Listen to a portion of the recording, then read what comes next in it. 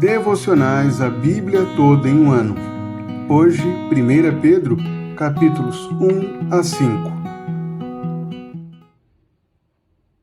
A primeira carta de Pedro foi escrita em um contexto de muita perseguição, de forte oposição à igreja. Quando a cidade de Roma foi queimada, os romanos acreditavam que o seu imperador Nero havia incendiado a cidade. Havia entre eles um forte ressentimento por conta disso. E então o imperador foi forçado a redirecionar essa hostilidade para outro grupo. E então escolheu os cristãos como o bode expiatório, como os culpados por esse incêndio. Com isso, uma forte oposição e perseguição começou à igreja. Essa perseguição levou os cristãos a serem espalhados pelo Império Romano, chegando até o norte das montanhas de Taurus, como Ponto, Galácia, Capadócia, Ásia e Bitínia. E é justamente a esses cristãos que Pedro escreve a sua primeira carta. O apóstolo começa com a descrição da certeza que os crentes desfrutam da esperança futura. Há uma esperança que é certa para eles. Uma esperança que está preservada pelo poder de Deus, que é testada pelas provações da perseguição e que foi anunciada pelos profetas no Antigo Testamento. Além disso, essa esperança também traz consequências. A certeza da esperança deve conduzir esses cristãos em meio à perseguição a perseverarem, a serem sóbrios e esperarem inteiramente na graça que será trazida na revelação de Jesus Cristo. Devem viver com temor durante o tempo da peregrinação. São chamados a amar intensamente uns aos outros, com o coração puro. Devem viver de acordo com a identidade que receberam em Cristo. Eles agora são o povo de Deus. São geração eleita, sacerdócio real, nação santa, povo de propriedade exclusiva de Deus, para proclamar as virtudes daquele que os chamou das trevas para a sua maravilhosa luz. Diante da certeza da esperança e das consequências dessa esperança, Pedro passa agora, a partir da metade do capítulo 2, a falar sobre como os crentes devem viver. Ele amplia o ensino que tem apresentado. Primeiro, ele indica a vida cristã exemplar, a vida cristã no meio da vida comum, a submissão ao governo e também a submissão aos senhores, dos servos aos seus senhores. No capítulo 3, ele mostra também os impactos do evangelho, da esperança, na vida conjugal. As esposas devem estar sujeitas aos seus maridos. E os maridos devem igualmente viver a vida comum do lar, com discernimento, dando honra à sua esposa. Os cristãos devem se esforçar para manter a unidade, ter o mesmo modo de pensar, ser compassivos, misericordiosos e humildes. E mesmo em meio às perseguições, são chamados a santificar a Cristo como Senhor no seu coração, estando sempre preparados para responder a todo aquele que pedir a razão da esperança que vocês têm. Pois Cristo também padeceu, sofreu com injustiças, a fim de que eles fossem o seu povo, fossem comprados pelo seu sangue. Sabendo disso, eles devem viver de forma santa.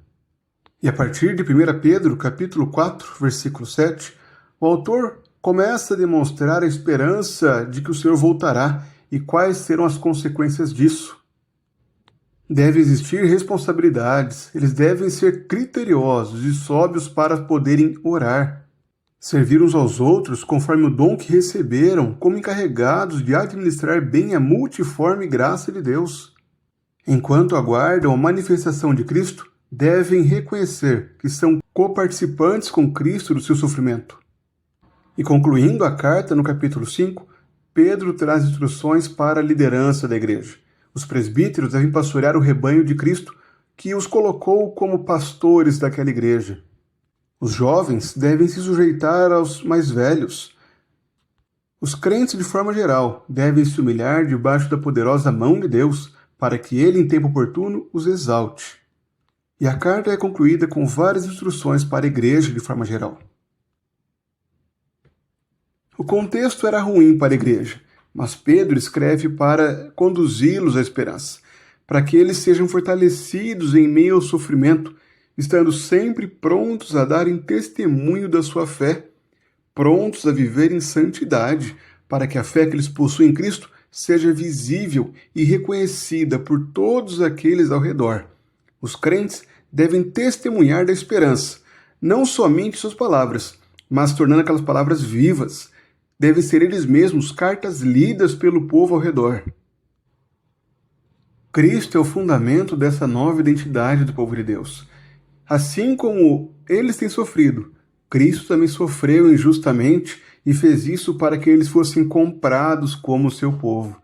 E esse é o fundamento para que eles se mantenham fiéis em meio às perseguições que têm enfrentado, em meio às opressões que os têm acometido. Se eles possuem agora uma esperança viva, é porque Cristo concedeu essa esperança a eles.